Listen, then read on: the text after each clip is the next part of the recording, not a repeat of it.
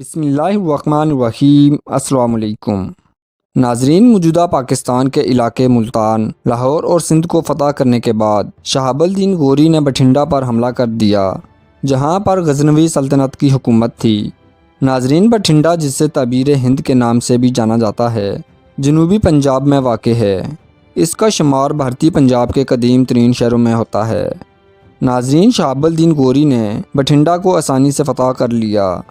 ناظرین، اس وقت دہلی اور اجمیر پر ایک ہندو راجا پرتھوی راج چوہان کی حکومت تھی۔ پرتھوی راج چوہان نے جب یہ سنا کہ شہاب الدین غوری نے بٹھنڈا کو فتح کر لیا ہے تو وہ غوری سلطنت پر حملہ کرنے کی تیاری کرنے لگا کہ اس دوران شہاب الدین محمد غوری نے اجمیر میں اپنا ایک قاصد بھیجا۔ قاصد نے پرتھوی راج چوہان کو شہاب الدین محمد غوری کی اطاعت قبول کرنے اور اسلام قبول کرنے کی دعوت دی۔ ناظرین، پرتھوی راج چوہان نے ان دونوں باتوں کو ماننے سے انکار کر دیا۔ اب شہاب الدین محمد غوری فوج لے کر نکلا تو جواب میں پرتھوی بھی ایک عظیم الشان لشکر لے کر آیا۔ ناظرین، کہا جاتا ہے کہ اس کی فوج میں 3000 ہاتھی بھی شامل تھے اور تقریباً 2 لاکھ سپاہی تھے۔ ناظرین، دہلی سے 135 کلومیٹر دور بھارتی ریاست ہریانہ کے قریب تراوری کے مقام پر یہ دونوں فوجیں آمنے سامنے ہوئیں۔ ناظرین، شہاب الدین کی فوج راجپوتوں کی فوج کے مقابلے میں بہت کم تھی اور راجپوت سپاہیوں کو ان کے علاقے میں شکست دینا بھی بہت مشکل تھا۔ ناظرین، راجپوت پوری طاقت کے ساتھ غوری افواج پر حملہ آور ہو گئے اور دیکھتے ہی دیکھتے غوری افواج کے دائیں اور بائیں دستے کو پیچھے دھکیل دیا اور غوری افواج کے درمیانی دستے، جس کی کمان شہاب الدین غوری کے پاس تھی، کو چاروں طرف سے گھیر لیا اور راجپوت افواج نے غوری افواج کو مارنا شروع کر دیا۔ ناظرین، غوری فوج بھی بڑی بہادری کے ساتھ راجپوت فوج کا مقابلہ کر رہی تھی کہ اچانک دشمن کی تلوار غوری کے بازو پر لگ گئی اور غوری زخمی ہو کر گھوڑے سے نیچے گر گیا اور غوری کے سپاہی ادھر ادھر بھاگنے لگے۔ ناظرین، پرتھوی نے غوری افواج کو تراوری کی جنگ میں شکست دے دی اور غوری کو مردہ سمجھ کر وہاں سے چلے گئے۔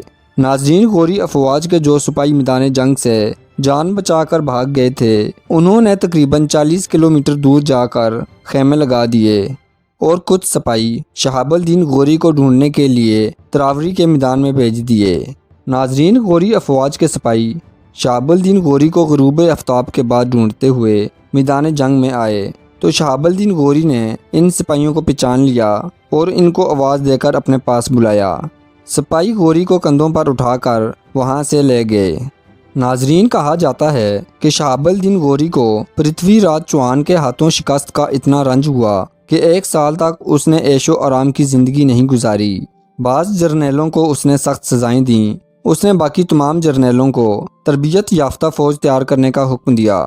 ناظرین، 1 سال کے اندر ہی غوری نے تقریباً 1,20,000 کی فوج جمع کر لی اور اپنی شکست کا بدلہ لینے کے لیے ایک دفعہ پھر دہلی کی طرف روانہ ہو گیا۔ ناظرین، دوسری طرف پرتھوی راج بھی بھارت سے کئی راجاؤں کی مدد سے 3 لاکھ سے زائد فوج اور کئی ہزار جنگی ہاتھی لے کر نکلا۔ ناظرین، دونوں افواج ایک بار پھر تراوری کے میدان میں آمنے سامنے ہوئیں۔ راجا پرتھوی چوہان نے شہاب الدین محمد غوری کو ایک خط لکھا اور نصیحت کی، محمد غوری، اپنے سپاہیوں کے حال پر رحم کرو اور انہیں لے کر واپس غزنی چلے جاؤ، ہم تمہارا پیچھا نہیں کریں گے۔ غوری نے انتہائی تحمل سے جواب دیا کہ وہ غوری سلطنت کا حاکم نہیں ہے، کیونکہ حاکم اس کا بھائی غیاث الدین غوری ہے اور وہ اپنے بھائی کے حکم کے مطابق عمل کرتا ہے، اس لیے بغیر جنگ کے واپسی ناممکن ہے۔ اگلے دن دونوں افواج کا سامنا ہوا۔ جنگ طلوع آفتاب کے وقت شروع ہوئی اور ظہر کے وقت ختم ہو گئی۔ ناظرین، شہاب الدین محمد غوری کو تراوری کی دوسری جنگ میں فتح نصیب ہوئی اور پرتھوی راج چوہان کو شکست کا سامنا کرنا پڑا۔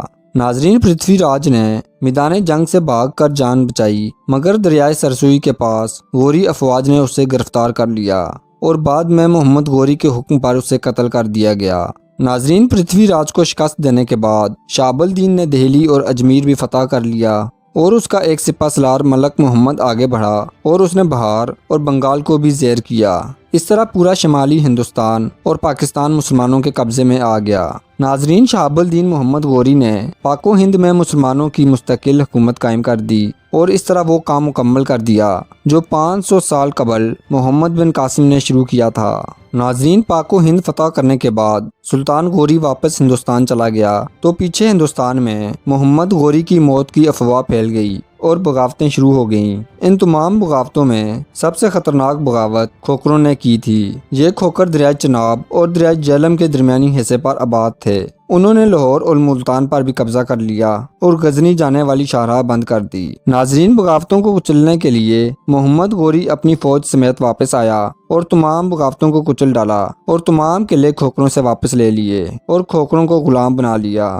ناظرین، غوری نے بغاوتوں کو کچلنے کے بعد غزنی واپسی کا سفر شروع کیا۔ ناظرین، واپسی کے سفر کے دوران شہاب الدین غوری جہلم کے قریب سہاوا میں ٹھہر گیا۔ ناظرین، کھوکھروں نے محافظوں سے چھپ کر سلطان کے خیمے پر حملہ کر دیا اور سلطان کو شہید کر دیا۔ ناظرین، سلطان شہاب الدین محمد غوری کو اسی جگہ جہاں پر اس پر حملہ کیا گیا تھا دفن کیا گیا۔ آپ کا مزار آج بھی سہاوا کے قریب ایک گاؤں میں موجود ہے۔